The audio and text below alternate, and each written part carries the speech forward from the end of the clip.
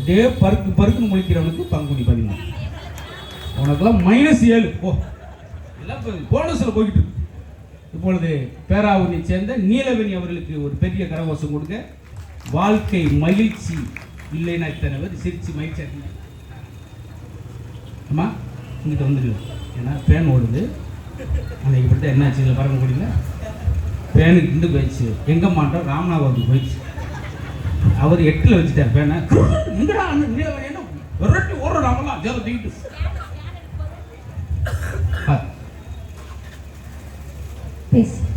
பேசுங்க. அதுதானே வந்திருக்கான். அங்கெல்லாம் தொப்பியை போட்டவர் 7 மணிக்கு வந்து உட்காந்தவர் தான். போகும்போது சேரோட போயிடுவார். அந்த இதுக்கு 1 ஆண்டா லாபம் முடியும். பிறந்து சிறந்த மொழிகளுக்கு மத்தியில் சிறந்தே பிறந்த அன்னை தமிழை வணங்கி பட்டுக்கோட்டை நாடியம்மா பார்த்தருள வேண்டுமம்மா என்று ஆத்தா கிட்டையும் ஒரு வேண்டுதலை வச்சுட்டு தமிழர்களுடைய வரலாற்றிலேயே பாட்டின் மூலமா ஒரு கோட்டையே கட்டிய தமிழர் ஒருத்தர் இருக்கார் அப்படின்னா அது இந்த பட்டுக்கோட்டை மண்ணில் பிறந்தவர் தான். அவரையும் வணங்கி ஒரு அழகான கூட்டம் நடுவர்களே, எவ்வளவு அழகான கூட்டம். இவங்க எல்லாம் ஏன் இங்க வந்திருக்காங்க? ஏன் இங்க நிக்கிறாங்க? போக வழி இல்லாம நிக்கிறாங்க. பார்த்தா உங்களுக்கு தெரியல. ஏன் இங்க நிக்கிறாங்க? பட்டிமன்றத்துல பேசுறதுக்காக நடுவர் முத்தண்ணா அவர் வந்திருக்காரு. அவர் பேசுறத பார்க்கணும்னா வந்திருக்காங்க. அதெல்லாம் கிடையாது. 4 பிள்ளைங்க பார்க்கிறதுக்கு சும்மா அழகா. என்ன அங்க பாக்குறீங்க? மேலையில இருக்கோம் நாங்க. அழகா. ஆமா. கொஞ்ச நேரத்துல வேர்த்து உங்க லிப்ஸ்டிக்லாம் ஒழுகும் போது தெரியும் அழகு எது. ஐயோ என்னடி எங்களுக்கு எவ்வளவு வேர்த்தாலும் லிப்ஸ்டிக் ஒழுகாது. ஏன்? நீங்க 4 பேர் டீ குடிச்சீங்களா? டீ கடைக்கார 800 ரூபாய் சேர்த்து வாங்கினார். உங்க லிப்ஸ்டிக் கூட கிளாஸ்ல இருக்கு. கழுவ 1 வாரம் ஆகும் சார் அப்படி. நாங்க வர்றவாடி எங்களுக்குள்ள தெரியும். ஒரு 4 அழகான பிள்ளைங்க வந்திருக்கவேன்னா இந்த இளைஞர் கூட்டம்லாம் அந்த பட்டிமன்றத்தை பார்க்கவே வந்திருக்காங்க. 3 அழகான பிள்ளைகள், 1 அகலமான பிள்ளை. கணக்கை சரியா போடு. சரி, இந்த பட்டிமன்றத்தோட பவர் ஹவுஸ் யாரு? நீங்க. தேங்க்யூமா. மூத்த புரோனை சேர்த்து கொடுக்குறோம். ஆனா உண்மையாவே நடுவர்களே பகவான உட்காரங்க. உங்க 150 ரூபாய் தான் உங்களுக்கு கொடுக்குறோம். உண்மையாவே ஒரு அழகான தலைப்பு கொடுத்திருக்கீங்க. இந்த காலத்துக்கான தேவையான ஒரு தலைப்பு கொடுத்திருக்கீங்க. என்ன தலைப்பு கொடுத்திருக்கீங்க? அப்ப என்ன எழுதுறீங்க இன்ன வரைக்கும் இந்த பேப்பர்ல? ஒரு பட்டிமன்ற பேச்சாளர் பேப்பரை பாத்தீங்களா சார்? உண்மையாவே நடுவர்களே வாழ்க்கை கொண்டாட்டமா திண்டாட்டமான்னு கேட்டிருக்கீங்க. நான் எந்த பக்கம்னா நீங்க கொல்லப்பக்கம் கூட பேசி போங்கம்மா. நான் கொண்டாட்டம் பக்கம் பேச போறேங்க. எதிரணியில ரொம்ப அருமையா 2 ஆண்கள் பேசிட்டு போனாங்க. நான் என்ன கேக்குறேன், வாழ்க்கையில நாங்க கஷ்டப்படுறோங்கிறதுக்கு என்ன காரணம் சொல்லிருந்தாலும் பரவாயில்ல, நான் ஓகே அந்த பக்கமே நீங்க தீர்த்து கொடுங்கன்னு சொல்லிருப்பேன். எனக்கு என்ன கோவனா, என்னமோ வாழ்க்கையில பொண்டாட்டின்னு ஒருத்தி வந்ததுக்கு அப்புறம் தான் கஷ்டமா இருக்கு, பொண்டாட்டின்னு ஒருத்தி வந்ததுக்கு அப்புறம் தான் திண்டாட்டமா இருக்குன்னு சொல்றீங்களே. நான் என்ன கேக்குறேன், நீங்க எல்லாம் தாலி கட்டும் போது சுயநினைவோட இருந்தீங்களா இல்லையா?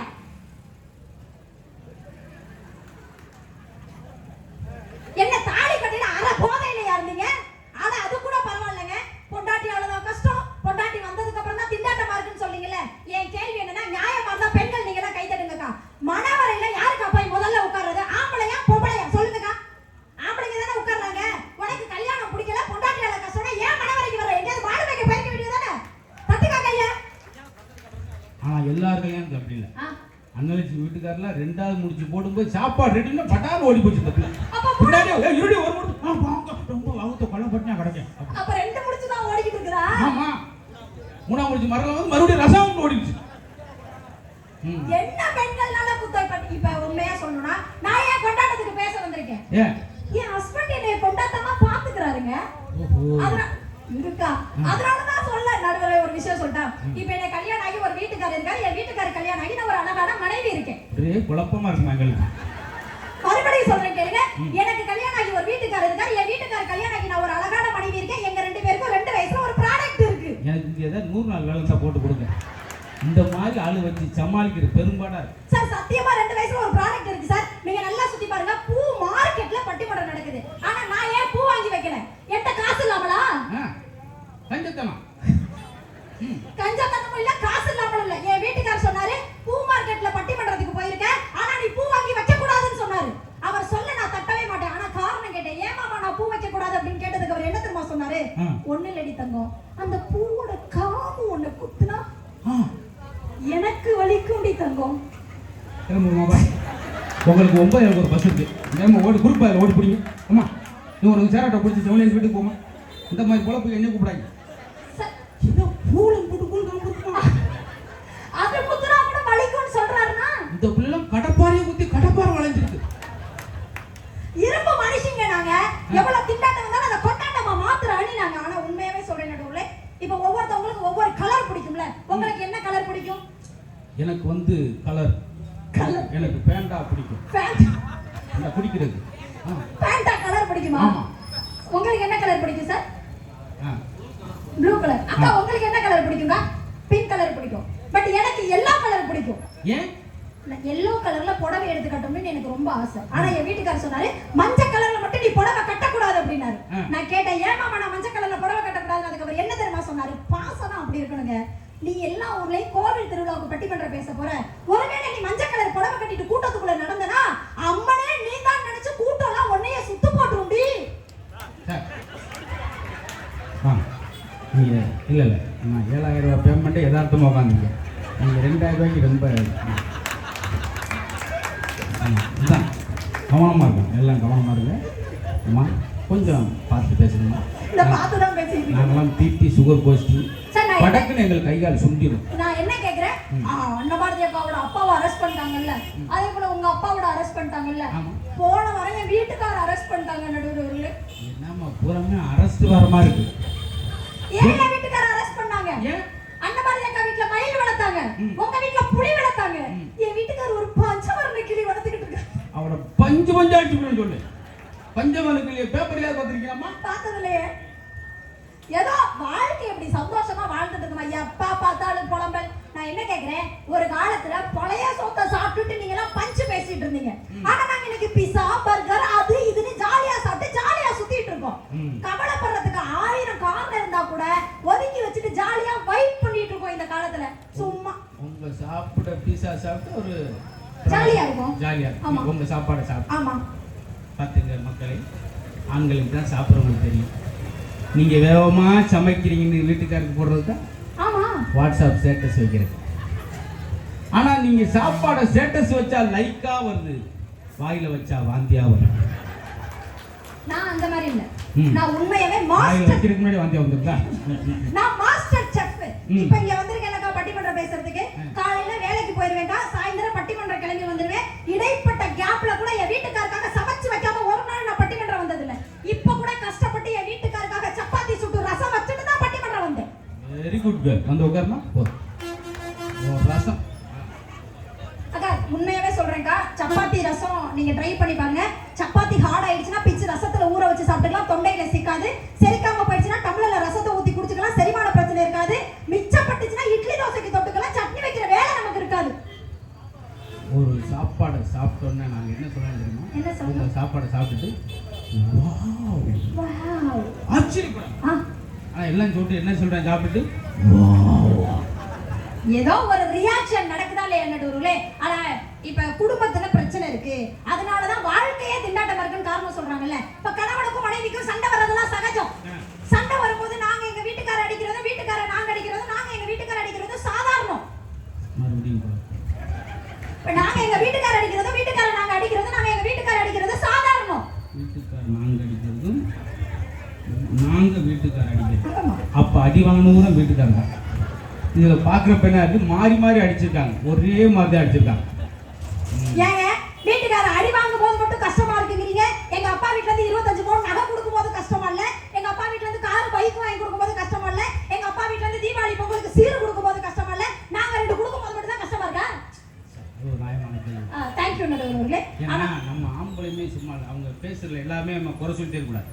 நம்ம ஆளு வெளியே போயிட்டு வந்தோம்னா அப்படி லுங்கிய கலத்தி ஒரு உதறிட்டு அப்படி ஹேங்கர்ல ஓட கொடியில ஓட எவ்வளவு நேரம் ஆகும்? செய்ய மாட்டாங்க.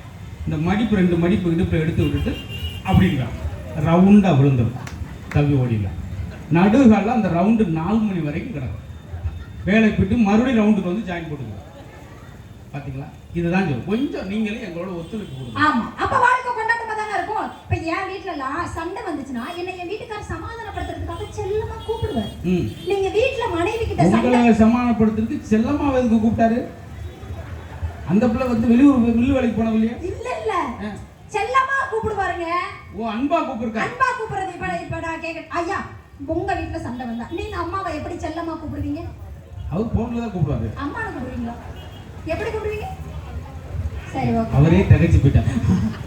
எப்படி கூப்பிடுவீங்க? இது அவர்கிட்ட கேட்டு சொல்றேன். வீட்டுல செல்லமா கூப்பிடணும். இப்ப என் வீட்டுக்காரருக்கு எனக்கு சண்டை வந்ததுக்கு அப்புறம் நான் கோவமா உட்கார்ந்திருப்பேன். என் வீட்டுக்காரர் என் பக்கத்துல அப்படி வருவார். ஓடிட்டு வரா உடனே ஓட மாட்டார். என் பக்கத்துல வந்து என்னை சமாதானப்படுத்துறதுக்காக சொல்லட்டு மாட்டேன். எனக்கே வெக்கமா பின்னாடி அங்க கூட சொல்லிட்டோமா, நாங்க டேப்ல பதிஞ்சுக்கிறோம். நோ, என் வீட்டுக்காரர் என்னை சமாதானப்படுத்துறதுக்கு என்ன எப்படி கூப்பிடுவார் தெரியுமா? சிம்ரன். உங்களுக்கு ரொம்ப பொறுமை தேவைப்படும். ஒரு நடுவரா இருக்கிறதுக்கு நாக்கு பிடிக்கு ஓடலாம் தேவை. சார் சிம்ரன் சிம்ரன் அப்படின்னு கூப்பிடுவார் பாருங்க. சிம்ரன் ஒரு படத்துல பார்த்துச்சாமா? சிம்ரன் சிம்ரன் கூப்பிட்டு அப்படி சமாதானப்படுத்துவாருங்க. அங்கதாங்க வாழ்க்கையில சந்தோஷம் இருக்கு. நடுவர் ஒருவே போன வாரம் என் வீட்டுக்காருக்கு ஃபீவர் வந்துருச்சு. என் வீட்டுக்காருக்கு ஃபீவர் வந்ததோட எது ஆட்டோல வந்தா லாரில வந்தா? என் வீட்டுக்காருக்கு ஃபீவர் வந்துருச்சுக்கா. வீட்டுக்காருக்கு ஜுரம் ஆயிடுச்சுனா, இப்ப நமக்கெல்லாம் ஜுரம் ஆயிடுச்சுனா நம்ம வீட்டுக்காரர் என்ன பண்ணுவாரு? ஆஸ்பத்திரியில போய் மாத்திரை வாங்கி போடுன்னு சொல்லிடுவாரு. நம்ம அப்படி பண்ண மாட்டோம். ஆஸ்பத்திரியில அவரை நம்ம கூட்டிட்டு போய் காட்டி ஊசி போட்டு மாத்திரை போட்டு வீட்டுக்கு கூட்டிட்டு வந்து என் வீட்டுக்காருக்கு சரியாகணும்னு சொல்லி அம்மன் கிட்ட வேண்டுதல் வைப்போம். அதே மாதிரி வேண்டுதல் தான் நான் வச்சேன். என் வீட்டுக்காருக்கு உடம்பு சரியாகணுங்கிறதுக்காக எனக்கு பூமுடி எடுத்து என் வீட்டுக்காருக்கு மொட்டை போட்டேன்க்கா. அதோட விட்டேன். நான் மண் சோறு சாப்பிட்டு என் வீட்டுக்கார தீச்சட்டி எந்த வச்சேன்க்கா. ஏன்னா அவருக்கு ஃபீவர் சரியாகணும்ல. அதோட விட்டேன். நான் அங்க பிரதட்சணம் பண்ணி அவரை பூ மிதிக்க வச்சேன்க்கா. அவர் என்ன பூ இந்த பூ நினைச்சு வந்திருக்கார். கொதிக்க கொதிக்க கங்க பார்த்தோன்னு கதறிட்டார். ஃபீவர் போனுச்சா இல்லையா? வீட்டுக்காரக்காக வேண்டிக்கிட்டு ஃபீவர் போனதுக்காக கூட நாங்க வேண்டுதல் வைக்கிறோமே. சும்மா எங்களை பார்த்து குறை சொல்லிட்டு இருக்கீங்க. இப்போ இந்த புடவை அழகா இருக்கா? ஆமா அக்கா அழகா இருக்கா இந்த புடவை. நேற்று இதுல சர்க்கஸ்ல ஒரு இந்த மாதிரி கட்டி இருந்துச்சுன்னா அந்த பிள்ளைய நான் தான். அப்படியா? ரெண்டு சர்க்கஸ் போறீங்களா? சர்க்கஸ். அதுக்கு ஒரு 200 ரூபாய் சேர்த்தாகும் பரவாயில்லையா? நடுவுல இப்ப இந்த புடவையை கட்டிட்டு அப்படி வீட்டு வாசப்படியில தான் காலை வச்சேன். என் வீட்டுக்கார ஸ்டாப் அப்படின்னாரு. டிராபிக் போலீஸா? இல்ல என் வீட்டுக்கார ஸ்டாப் அப்படின்னாரு. நான் என் வீட்டுக்கார மாமா என்னாச்சு மாமா? பட்டி பண்றதுக்கு லேட் ஆயிடுச்சு. 7 to 10 தான் டைம். நான் சீக்கிரம் போகணும், வழியை விடுங்கனே. இன்னடி தங்கம் நான் ஒரு போட்டோ எடுக்கிறேன் அப்படின்னாரு. நான் அப்படி அழகா போஸ்ட் கொடுத்து என் வீட்டுக்காரருடைய போட்டோ எடுத்தாரு. வாட்ஸ்அப்ல அனுப்புங்க மாமா, நான் பட்டி பண்ற வந்துட்டேங்க. இப்போ வரைக்கும் வந்து கேட்டுட்டு இருக்கேன் மாமா போட்டோ அனுப்புங்க போட்டோ அனுப்புங்க போட்டோ அனுப்புங்கன்னு. அவர் சொன்னாரு உன் போட்டோவை நான் நாசாவுக்கு அனுப்பியிருக்கேன்னாரு. நானும் கேட்டேன் நாசாவுக்கு என் போட்டோ அனுப்பியிருக்கேன் என்ன லூசா மாமான்னு கேட்டேன். அதுக்கு அவர் சொன்னாரு பாருங்க ஒரு வார்த்தை. ஒன்னும் இல்லடி தங்கம், போன வாரம் தான் நியூஸ் பேப்பர்ல பார்த்தேன் விண்வெளியில ஒரு நட்சத்திரத்தை காணாமா, அந்த நட்சத்திரம் இதானான்னு செக் பண்ணுங்கன்னு உன் போட்டோவை நான் நாசாவுக்கு அனுப்பியிருக்கேன். மகிழ்ச்சியெல்லாம் கலந்து சொல்லுங்க. லைட் ஆஃப் பண்ணு. அம்மா அம்மா யாரும் மேடை தூக்குங்க. இந்த கோரியில் எடுமா. சார் நான் நட்சத்திரம் மாதிரி இல்லையா சார்? இவ்வளோ ஒரு காத்திருக்கு இந்த பேன். அவங்க ஒரு பிக் பாஸ் போகலாம். நான் கருவா கொஞ்சம் மாதிரி உட்காந்துருக்கேன். சார் இது கூட பரவாயில்ல. நான் நட்சத்திரம் சொன்னது உங்களுக்கு கோவம் வருது இல்ல? இன்னொன்னு கேளுங்கக்கா. நேத்துக்கா இல்ல ஒரு 2 வருஷத்துக்கு முன்னாடி, அந்த கதையை அப்புறம் சொல்றேன்க்கா. ஒரு 2 வருஷத்துக்கு முன்னாடி நிலவை நோக்கி சந்திராயன் 3 ராக்கெட் அனுப்புனாங்கல்ல. அன்னைக்கு வீட்டுக்காரர் சொன்னாரு வேலைக்கு போகாத, பட்டிமன்றத்துக்கு போகாத, கதவை திறந்துட்டு வெளியில வராத, வீட்டுக்குள்ளே இருந்தாரு. நான் என் வீட்டுக்காரர் கேட்டேன் என்ன புதுசா என்ன ஹவுஸ் அரெஸ்ட் பண்றியா, என்ன காரணம், ஏன் வெளியில போக கூடாதுன்னு கேட்டேன். அவர் சொன்னாரு பாருங்கக்கா, ஒண்ணு இல்லடி தங்கம், இன்னைக்கு நிலவை நோக்கி ராக்கெட் போகுதான், ஒருவேளை நீ வீட்டை விட்டு வெளியில வந்தா நீனா நீ தான் நினைச்சு ராக்கெட் நம்ம வீட்டுக்கு வந்துரும்டி. சார் அப்ப நான் நிலா மாதிரி இல்லையா சார்? நீங்க நிலா மாதிரி இருக்கீங்கம்மா. நாங்க தான்மா கேட்குறோம். நீங்க என்ன கவுண்டர் சொல்றீங்க எனக்கு தெரியாது. நானே வாயடிச்சு போற அளவுக்கு ஆயிடுச்சு. அப்படிதான் நடுவுல அப்படி வாயடிச்சு போற அளவுக்கு நீங்க காதல் பண்ண ஆரம்பிச்சீங்கன்னா வாழ்க்கை எப்பவுமே கொண்டாட்டமா தான் இருக்கும். இப்ப என் வீட்டுக்காரோட வாட்ஸ்அப் ஸ்டேட்டஸ் எடுத்து காட்டவா? எனக்காக டெடிகேட் பண்ணி ஒரு பாட்டு வச்சிருப்பாரு. என்ன? கோடியில ஒருத்தி நீமா அப்படின்னு சொல்லி என் வீட்டுக்காரரைய கொஞ்சுவாரு. அதே மாதிரி ஒவ்வொரு வீட்டுக்காரரும் உங்க மனைவியை கொஞ்ச ஆரம்பிச்சீங்கனாலே வாழ்க்கையில கொண்டாட்டம் தானே இருக்கும். எப்படி திண்டாட்டம் வரும்? இதெல்லாம் நீங்க பண்ணணும். அப்பதான் வாழ்க்கையில கொண்டாட்டம் வரும். உனக்கு வாய்ப்பே இல்லை.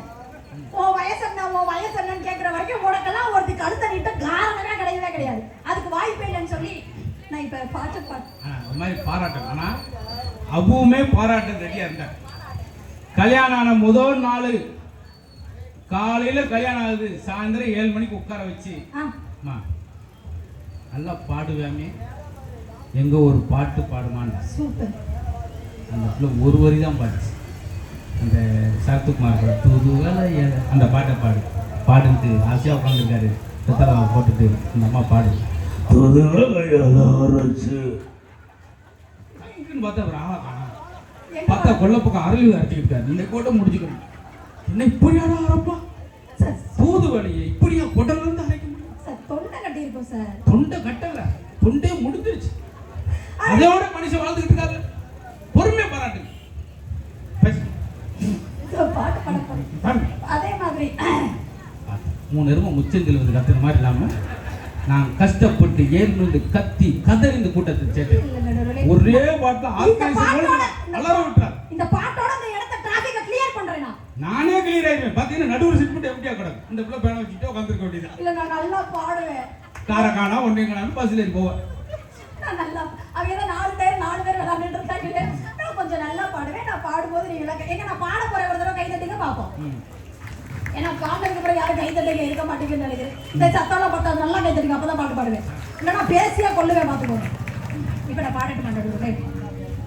கோடமழை கொண்டு வரும் கூந்தல் என்கிற மேகம் ஜாடையில ஏத்தி விடும் தாகம் என்கிற மோகம் கோடியில ஒருத்தியம்மா கோலமயில் ராணி ஆடி வரும் பூங்கலசும் அழகிருக்கும் மேனி தேர் நடந்து தெருவில் வரும் ஊர்வலமா ஊருலகில் அவள போல பேர் வருமா நல்ல பழங்கி போல சிரிப்பு மனசு பறிக்கும் பவள விரிப்பு விளங்கிடாத இனிப்பு விவரம் புரிஞ்சிடாத துடிப்பு சந்திர ஜோதி வந்தது போல சுந்தர தேவி ஜொலிப்பு கலைவாணியோ ராணியோ அவள்தான் யாரோ சிலை மேனியோ தேவியோ எதுதான் பேரோ கலைவாணியோ ராணியோ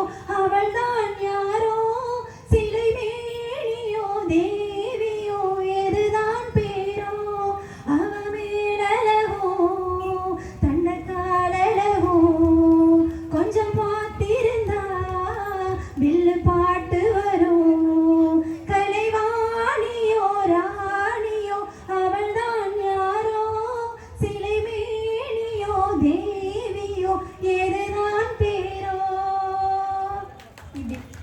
அருமை. இப்படி அழகா பாட்டு பாடி வாழ்க்கைய கொண்டாட்டமா வாழ தெரிஞ்சிருக்கணும் நடுவர்களே. ஆனா உண்மையாவே இப்ப என் வீட்டுல என்ன கஷ்டம் இல்லாம இருக்கா? கல்யாணம்னு ஒண்ணு ஆகி குடும்பம்னு ஒண்ணு ஆகி குழந்தைன்னு ஒண்ணு பிறந்தா கஷ்டம்னு ஒண்ணு நிச்சயமா இருக்கும். இப்ப நானும் வீட்டுக்கு போனாக்கா சத்தியமா இப்ப பட்டிமன்றம் முடிச்சு சரி வீட்டுக்கு போவேக்கா. வீட்டுக்கு போய் கதவை திறந்தா அதே புள்ள அதே புருஷன் அதே மாமியார் அதே குழந்தைனார் அதே நாத்தனார் அதே பக்கத்து வீட்டுக்காரர் அதே மாடு அதே ஆடுன்னு அதே மூஞ்சதான் பார்க்கணும். அப்ப நீ அம்மா வீட்டுக்கு அம்மா போ. அங்க போனாலும் அதே அம்மா அதே அப்பா அதே தம்பி. அப்ப நான் பட்டிமன்றத்தை விட்டு அம்மா போட்டேன். அதுக்காக என்ன வாழ்க்கை போர் அடிச்சு நாங்க சொல்ல முடியும்? அப்படிலாம் நினைக்க கூடாது நடுவுல. உண்மையாவே சொல்லணும்னா சந்தோஷமா வாழ்றதுக்கு 1000 டிப்ஸ் இருக்குது. ஆனா சந்தோஷமா வாழ மாட்டேன்னு இவங்க எல்லாம் மல்லு கட்டிட்டு உட்கார்ந்துருக்காங்க. ஆமா மல்லு கட்டிட்டு அவங்க ஒரு சின்ன திருத்தம் சொல்லுங்க. இவங்க 2 பேரும் மல்லு கட்டிட்டு உட்காந்துருக்காங்க. நடுவில் அன்னலட்சுமி கொஞ்சம் பல்லு கட்டிட்டு உட்காந்துருக்கு. நீங்க அன்னலட்சுமியா சாட சாட பேமெண்ட் ஏறிக்கிட்டே இருக்குது நடுவுல. ஆனா சத்தியமா சொல்றேங்க, எனக்கு கல்யாணம் ஆகி 6 வருஷம் ஆயிடுச்சுக்கா. 6வது வருஷம் சக்சஸ்ஃபுல்லி ரன்னிங்ல ஓடிட்டு இருக்குதுக்கா. இந்த 6 வருஷத்துல என் மாமியார் என்ன அவ்வளோ டார்ச் விடிய காலம் 11 மணிக்கு எந்திரிக்க சொல்றாக்கா. கூத்தாடி 11 மணிக்கு ஆமா நடுவுல. குடும்பக்காரி அது கூட பரவாயில்லக்கா. பல்ல விளக்கிட்டு காபி குடிக்க சொல்றாக்கா. பேசாம பால் டாய் குடிச்சிட்டு போயிருக்கலாம். ஆமாங்க. நீங்க இல்ல நாங்க. நான் நீங்க எங்க போனாலும் நானும் சேர்ந்து வருவேன், தனியா விட மாட்டேன். பல்லு விளக்கிட்டு காபி குடிக்க சொல்றா, என் வீட்டுக்காரருக்கு சமைச்சு போட சொல்றா. ஆனா நடுவர்களே இவ்வளவு கஷ்டம் இருந்தாலும் கூட நான் என்ன என் வீட்டுக்கார கூட்டிட்டு தனி கொடுத்துட போயிட்டேனா சத்தியமா சொல்றேன். தம்பி தலைமையில சத்தியமா சொல்றேன். இப்ப என்ன பின்னாடி போட்டு தள்ளிடுவேன். என் தம்பி தலைமையில சத்தியம் பண்ணி சொல்றேன். இன்னைக்கு வரைக்கும் நான் தனி கொடுத்தன போகல, போகவும் மாட்டேன். அதான் வாழ்க்கைய கொண்டாட்டமா நினைச்சு வாழ்ற பொண்ணு. கை தட்டுங்க எனக்காக எல்லாரும். சத்தியமா தனி கொடுத்தன போகலக்கா. அந்த வீட்டுக்குள்ள இன்னைக்கு என்னுடைய வலது காலை எடுத்து வச்சு உள்ள போனதோ. ஒரு நிமிஷம். அது வலது காலா? ஆமா வலது கால். வலது காலு இடது காலையே இல்லையே உங்களை பட்டிமன்றத்தை கூட்டு வந்து. எந்த கால்ல போகணும்? ஏன் போன் கால்ல போங்க. இத ஏதோ ஒரு எமர்ஜென்சில போயிட்டேனே. போனேனா? அதான் ஆட்டுக்கால் சூப் குடிச்சாங்க கேக்குறீங்களா? சார் அந்த வீட்டுக்குள்ள என்னுடைய வலது காலை எடுத்து வச்சு போன அன்னையில இருந்து இன்னைக்கு வரைக்கும் எவ்வளவோ கொடுமை அனுபவிச்சிருக்கேன். ஆனா சத்தியமா என் வீட்டுக்கார கூடி தனி கொடுத்தன போகவும் மாட்டேங்க. ம். கல்யாணம் ஆகி 2வது நாளே என் மாமியாரை மாமனாரையும் தான் தனி கொடுத்தன அனுப்பி விட்டேன். ஜரகண்டி ஜரகண்டி. ரொம்ப நன்றி. வாங்க தொடர்ச்சியா வாங்க பட்டிமன்ற ஆதரவு கொடுங்க. தேங்க்யூ நடுவர்களே. ஆனாலும் என் வீட்டுக்காரரும் நானும் ம். ரொம்ப பாசமா.